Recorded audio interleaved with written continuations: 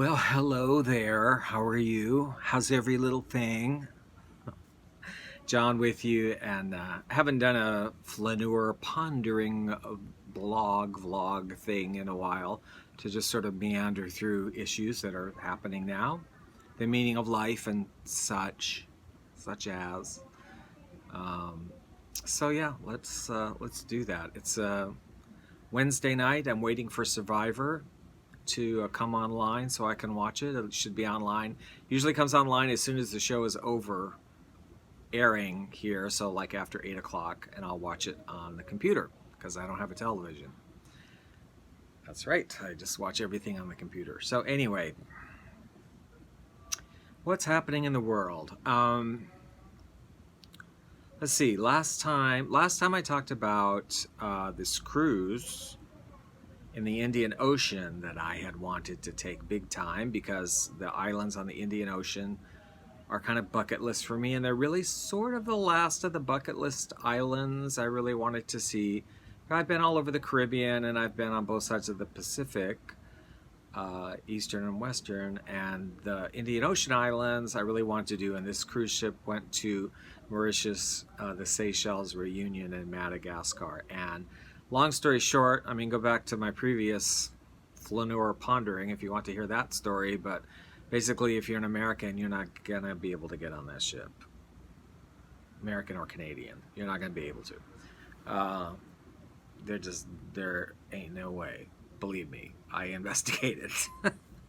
It's not going to happen. So, you know, plan B, well, there was no plan B, and I thought, well, I'm just going to, I guess, not do anything. I'll just kind of hang out and see if something shows up. So I always look at vacationstogo.com. It's a website that I use. I highly recommend it. I've gotten all my cruises through them. They have a 90-day ticker of specials of cruises that are leaving within 90 days. And this one just jumped out at me because of the price, not because of where it was going. Like I said, I don't really care about destination. As long as it was someplace warm, I was okay with that. I just like the cruise experience and to sort of be pampered and go to lovely dining rooms and dress up and meet nice people and also be alone as much as you want to be. Anyway, this one,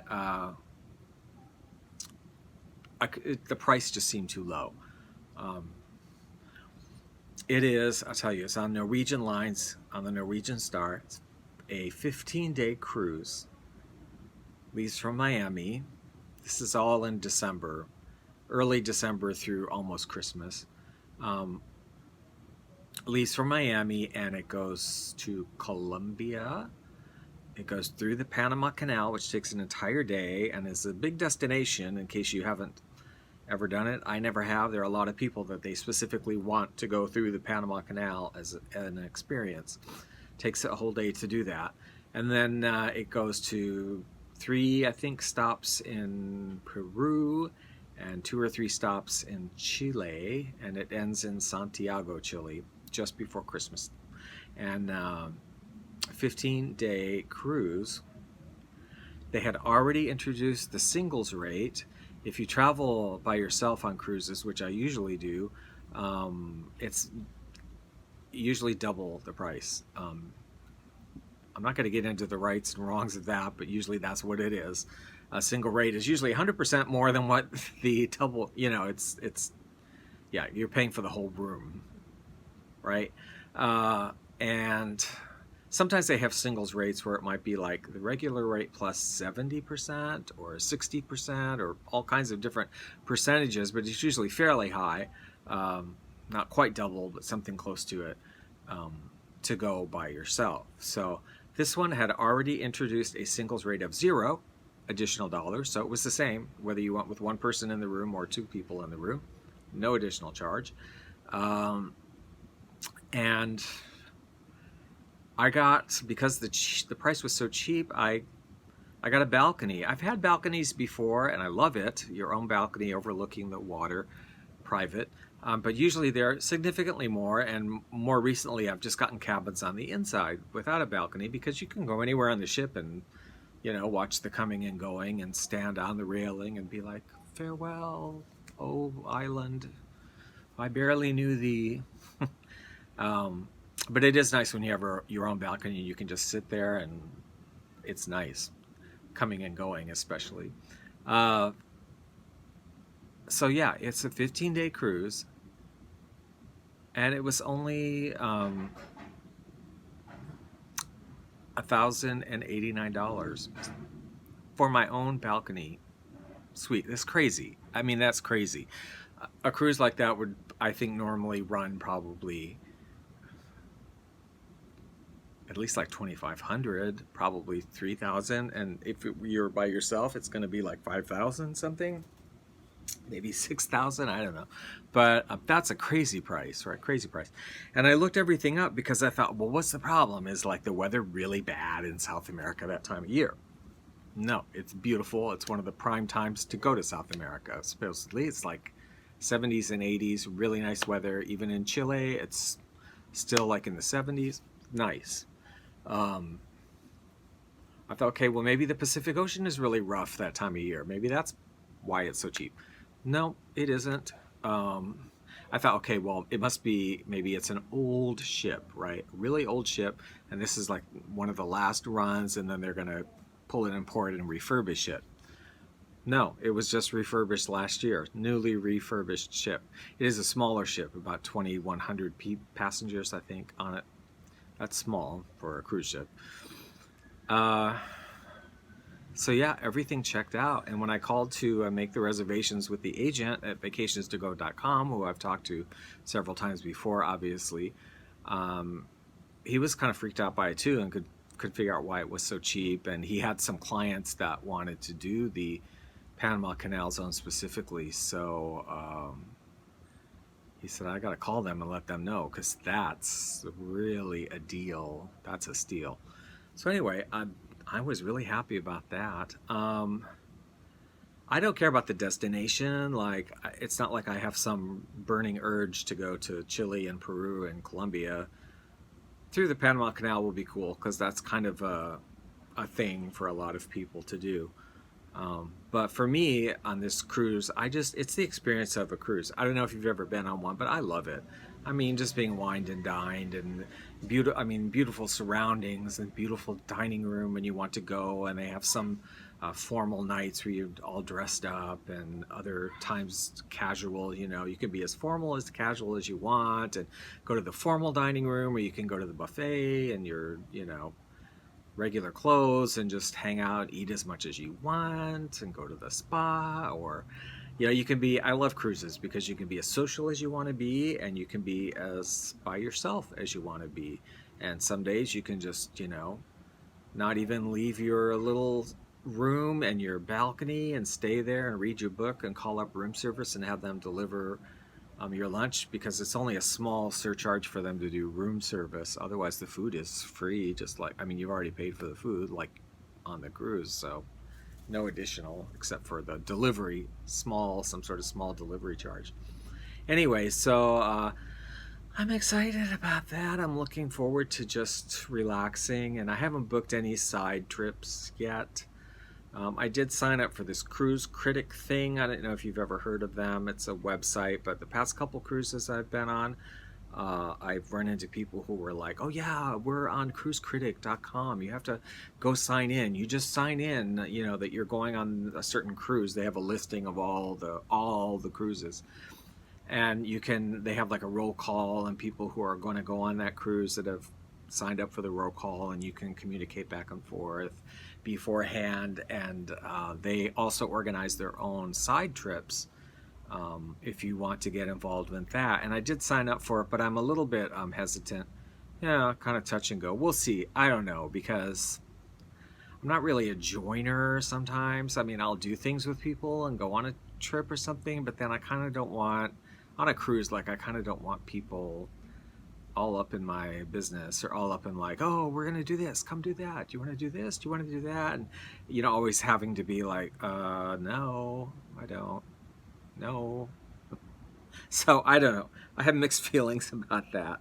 We'll see how that goes. I haven't really opened up the lines of communication very much with any of those people. So maybe just keep it on the down low a little. And I don't know. We'll see. What else has been going on? I know I don't ever talk about this on this channel. I don't really have a reason to, but I haven't talked about it that much. But I did have a kind of a flare-up with it recently. I have MS, multiple sclerosis, which I've had for a very long time. I was diagnosed about 2000 or 2001, and I had it way before then and just didn't know what it was until it was diagnosed. And you know, a lot of people don't know that much about it, and why would they? That's cool. And I'm fortunate in that my doctor considers it kind of benign, which is sort of weird, but because they have like different stages, you know, progressive, where you progressively get worse, or where you get better and worse and better and worse and better and worse. And then there's kind of just stable, where you're just like very stable. I'm very, very stable. Because I've had it for a long, long time, and I really don't have new symptoms, or things don't develop. I have numbness all the time, 24 hours, 7 days a week of my life, all the time. A little bit all over my body, and a lot, like from the knees down, a lot on my feet and legs, on my arms, and some on my face. I don't have normal sensation there at all, and that's all the time. And occasionally I get on the front of my thighs a really burning sensation, like if you put your hand on a stove burner, you know, that kind of feeling, and it'll feel like that for like 20 minutes, and then I'll be super exhausted. Those I have all the time, off and on, and I have fatigue from it also. Quite a bit, but that's really the only symptoms I have. So I'm really fortunate in that way, and it doesn't really get worse. I haven't had any. However, I did have a flare-up, and I do have a flare-up several times a year, where I get additional symptoms for a day or two, like a different numbness that kind of moves around, that's really profound, and it will move throughout my body, and I'll be super, super tired. I mean, like, just like hardly able to get up out of bed at all and move around when that happens. Those flare-ups I get always either if I'm super stressed, super overstressed, which I very seldom am, so that doesn't, or if I'm really, really overheated for quite a while, I can get a flare-up. And then always when I'm coming out of a cold. If I have a cold, I always get a flare-up after I'm starting to get better and coming out of the cold. I have an MS flare-up every time. That lasts for a couple of days. And then or also when I've just overdone it, like when I've been way too active, and I know I've been too active, and I haven't eaten enough, and I haven't, you know, there's just been too much going on, I'll have a flare-up after that. But it, like I said, that really only happens maybe 2 or 3 times a year, maybe. So I had one the other week, and I was working with the pageant. You know, I work with Miss Hawaii USA and doing some videography, directing, and other things. And we had a really big weekend where all the contestants from the Outer Islands were in town, and we did a lot of filming. We did a lot of like ladies' night out activities and filming things for the television show. Friday night, all day Saturday, all day Sunday. We worked all day. Sunday I knew was really, really bad. I went from like 7 a.m. until about 6 p.m. or 7 p.m. something. Yeah, about 6 p.m. So like almost 12 hours, 11, 12 hours without eating.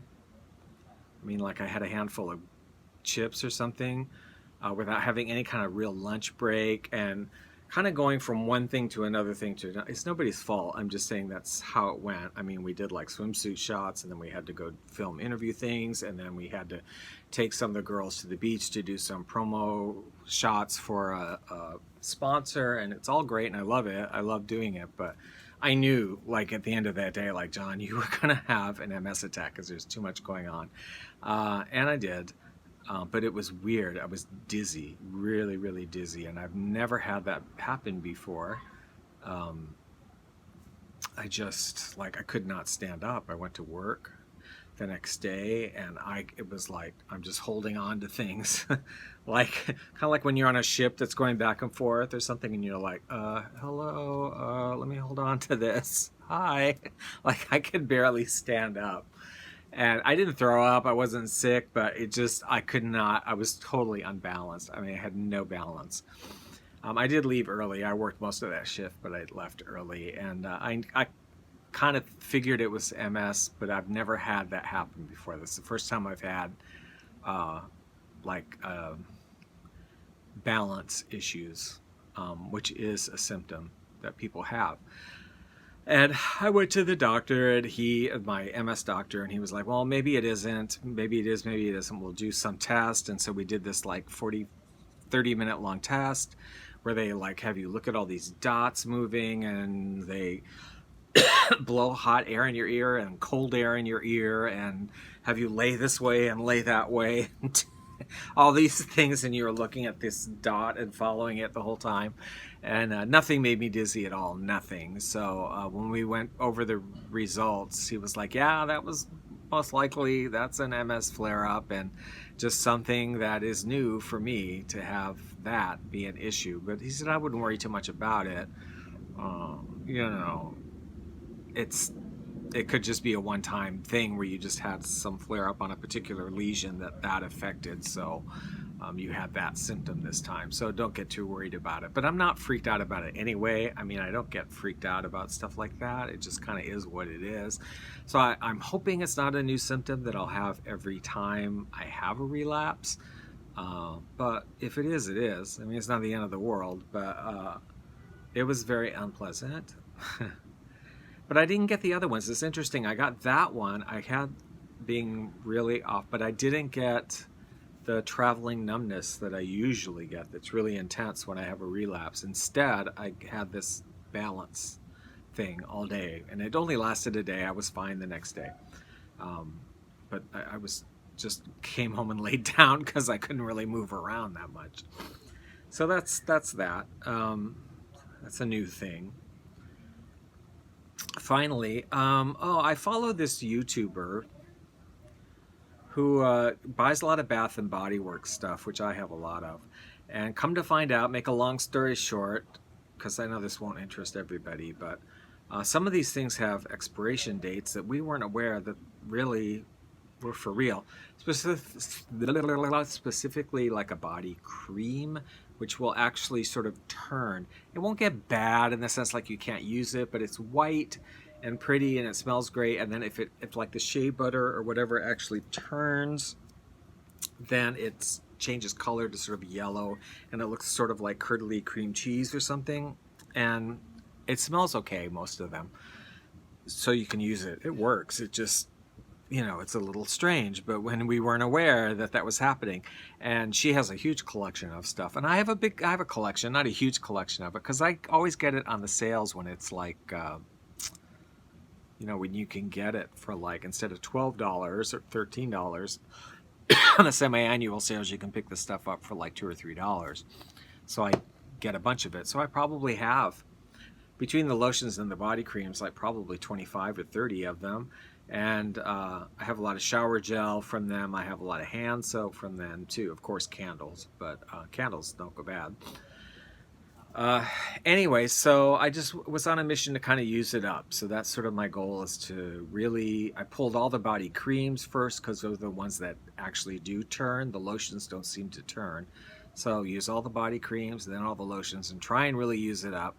And also the soaps and the shower gels and stuff are okay, but I have a lot of those too. Like, I don't know how I've gotten so many, but through these sales, I've ended up with like 30 shower gels and 30 hand soaps, and it's kind of ridiculous, one little person. So I thought, I'm going to use this stuff up, but I'm going to use them for everything. I don't know if you were aware of this, but I became aware of this a couple years ago, that really a lot of these products are interchangeable. It's kind of a marketing thing. So soap is basically soap. Okay, if you look at the ingredients of, say, a shower gel and a hand soap and laundry detergent and dish detergent, you'll discover that they are basically the same thing. And the only thing that separates them are more cosmetic things, like something to make it more sudsy, more suds, something to make less suds, something to moisturize your hands a little bit. But essentially, they're the same thing. And then the scents, of course, because I've always wondered, like, why isn't there pumpkin spice dish soap? I mean, you know, why isn't there peppermint candy cane dish soap? Why not?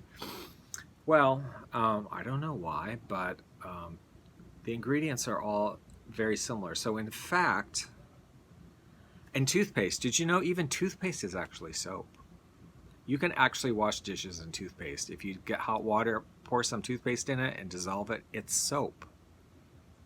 It's soap. Who knew? I mean, who knew? So anyway, all these products, basically similar with cosmetic differences. So you can actually use them interchangeably. Shampoo as well, actually, I should say. They're all basically soap. So you can, I know when I was back in college days, sometimes when I was really broke, I washed a few loads. There were times when I would wash clothes with dish soap because that's all I had. You just had to be careful not to put too much in the machine so that it wouldn't suds over. And that's the only thing with using kind of these like hand soap and body wash products and things. If you're gonna like do laundry with them, that's great. Just don't use too much because it's gonna, don't use as much as you would laundry soap because it's gonna suds up and flood the place over with suds, and you don't want that. But otherwise you can use it. So I've thought it's kind of stupid for me to have this much product, and I'm just gonna start using it because it's not really gonna go bad, but it's not good forever, and like it's ridiculous to have this much. So that's kind of my mission starting, you know, this month, is to use these products up, use the lotions and stuff up, and then use all these shower gels, of course for showering, but I mean, and soaps for cleaning everything, because soap is soap. My cousin and her husband actually make their own soap, and because they're very conscientious about whatever ingredients in it, so they make their own soap, and it is the same. I mean, they use the same formula to make clothes that you wash your clothes in, that you wash your body with, and shampoo is soap to wash your hair. It's all the same soap. It's just scents and things that you put in it that are different, or whether you want it to suds more. They don't do that because it's like a homemade thing, so they're just cool with it not being sudsy. Anyway, I'm just passing that little tidbit of information. If you happen to have a lot of hand soaps or body lotions or things laying around that, I mean, not body lotion, but if you have a lot of shower gels and hand soaps and, you know, too much of something, you can use it for other stuff. I don't know. We'll see how it goes. Anyway, that's kind of what's been going on with me lately. I've been talking a long time. I should shut up, and wow, thank you if you listened through this whole thing. That's amazing. Yeah, I think that's kind of everything that's been going on with me of interest lately. So have a good week, and comment below if you have any experience with any of these things like Bath and Body Works, cruises, or multiple sclerosis. Whatever. Yeah. Take care. Happy Halloween coming up. Ooh, I love Halloween. I love me a good Halloween.